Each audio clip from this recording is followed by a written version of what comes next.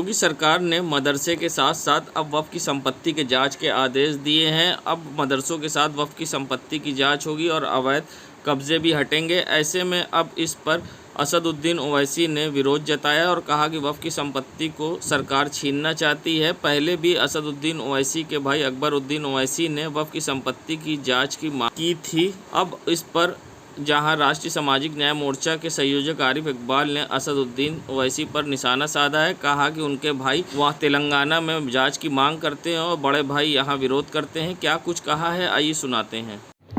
उत्तर प्रदेश सरकार ने जो मदरसे और वक्फ बोर्ड की संपत्तियों पर जांच का जो आदेश दिया है, एक तरह से इस आदेश का हम स्वागत करते हैं, क्योंकि वक्फ एक्ट में ही उसमें जांच का सर्वे का है, सर्वे हो रहा है, कोई इनके कार्रवाई नहीं हो रही। तो इनके भाई जुलाई 2020 में तेलंगाना असेंबली में मांग करते हैं कि वक्फ बोर्डों पे कब्जे हैं, इसकी जांच हाई कोर्ट के रिटायर्ड या सिटिंग जज से होनी चाहिए।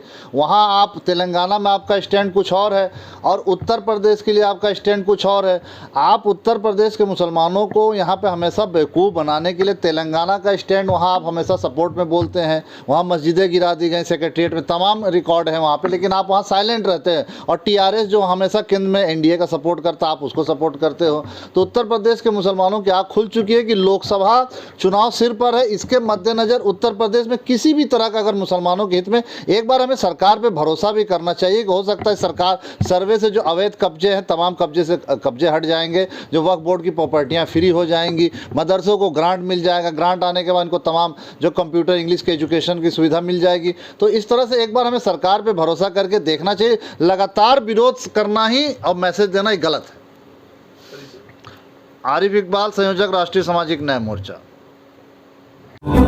संगम नगरी प्रयागराज, जहां तेज बारिश के साथ आज बिजलियों की गरज ने पूरे प्रयागराज को हिला दिया, तो वहीं आज प्रयागराज के दारा मोहिबुल्ला शाह में आज बिजली के गिरने से गुंबद का एक हिस्सा क्षतिग्रस्त हो गया और ऐतिहासिक मस्जिद को, जहां 1645 ई में शाहजहां के बेटे दारा शिकोह ने बनवाया था, तो वहीं दूसरी ओर चौक स्थित जामा मस्जिद के भी गुंबद पर बिजली गिरने से काफ़ी बड़ा हादसा हुआ, जहां गुंबद के गिरने से कई जगह से गुंबद क्षतिग्रस्त हुआ है। बता दें, ये भी कहा जा रहा है कि बड़ी आफतों को प्रयागराज में आने से पहले ही मस्जिदों ने अपने ऊपर ले लिया है। ऐसे में अब इस तरह के मैसेज सोशल मीडिया पर वायरल हो रहे हैं, मगर बिजली गिरने से जामा मस्जिद के गुंबद जहां क्षतिग्रस्त हुआ है, तो वहीं दूसरी शाहजहां के बेटे दारा शिकोह के द्वारा बनवाई गई शाही मस्जिद का भी गुंबद क्षतिग्रस्त हुआ है।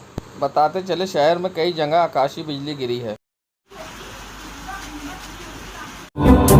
सत्ता में योगी सरकार पहली बार आने के बाद ही सीएम योगी ने 3 महीने के अंदर गड्ढा मुक्त के निर्देश दिए थे, मगर दूसरी बार भी सरकार बनने के बाद भी सड़कें आज गड्ढा मुक्त नहीं हो पाई हैं। जहां सड़कों पर बड़े बड़े गड्ढे हैं, चाहे वो पॉश इलाका हो या करेली की सड़कें, जहां सड़क तालाब में तब्दील हो गई और हर 2 कदम पे गड्ढा है। तो ऐसे में अब कांग्रेस के प्रदेश प्रवक्ता सैयद साहब ने योगी सरकार पर निशाना साधा है। क्या कुछ कहा है उन्होंने, आइए सुनाते हैं। ये है इनकी जो गड्ढा मुक्त सड़क का जो नारा है, ये फर्जी।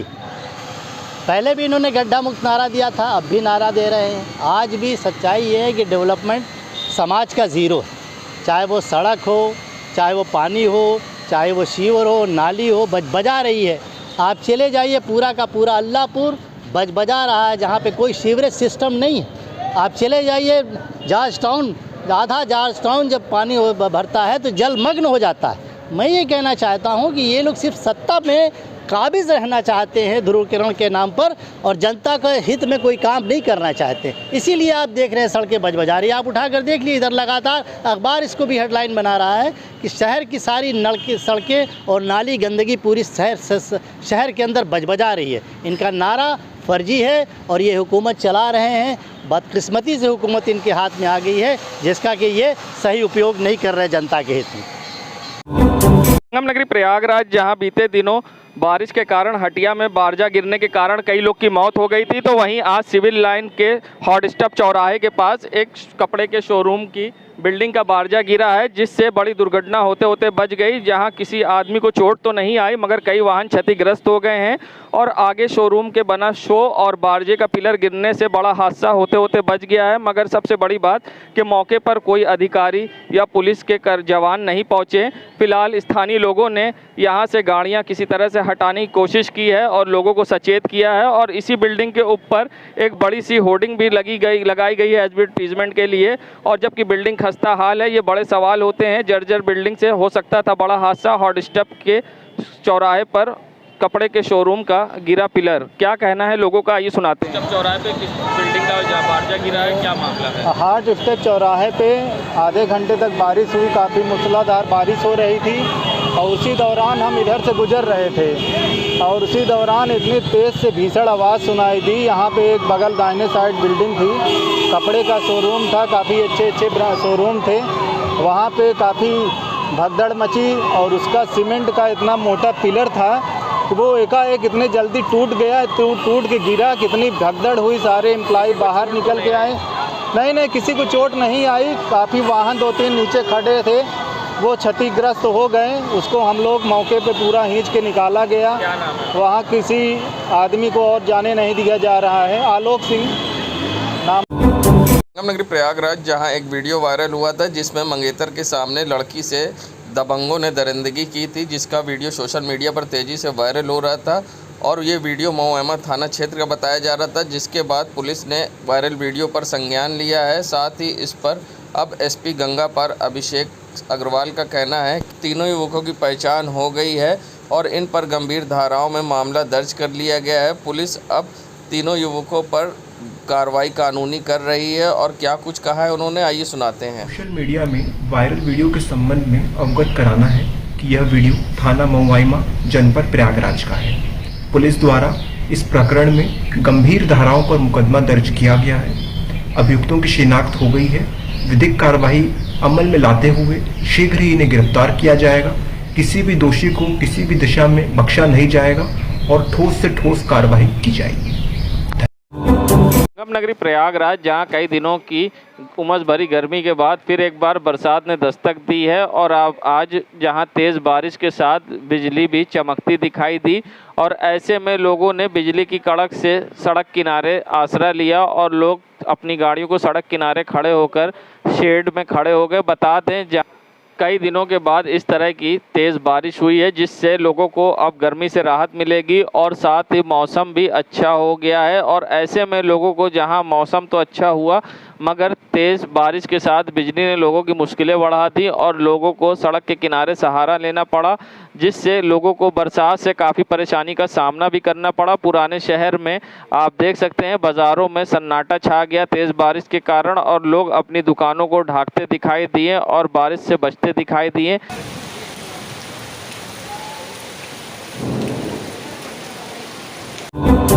प्रयागराज, जहां मानसून ने दस्तक दी और अब प्रयागराज में आज तेज़ बारिश हुई, जिसके बाद आज प्रयागराज की सड़कों पर जल भराव दिखा। जी सिविल लाइन के पौष इलाके का नज़ारा, जहां जल भराव दिखा और हर जगह सड़कों पर जल भराव दिखाई दिया।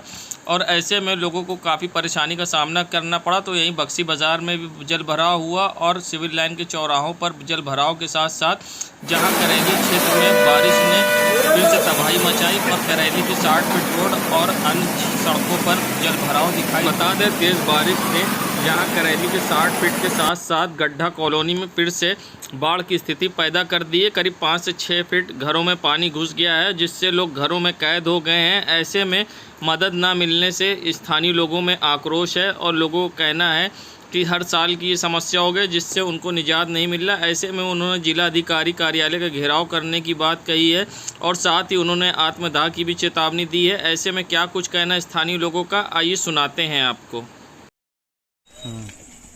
ये मोहल्ला जेके आशियाना में एक बार फिर प्रशासन की नाकामी साबित हुई। 1 घंटे की बारिश में जलमग्न हो गया है। बाढ़ क्या आती है, ये बाढ़ से बुरा मंजर इस टाइम आप मोहल्ला जेके आशियाना, गौस नगर, आपका जफीर की पुलिया, ये बाजूपुर, ऐनुद्दीनपुर सब एकदम बर्बाद हो गया, जिसमें 1,500 से 2,000 परिवार डूबा हुआ है। अंदर लोग फंसे हुए हैं।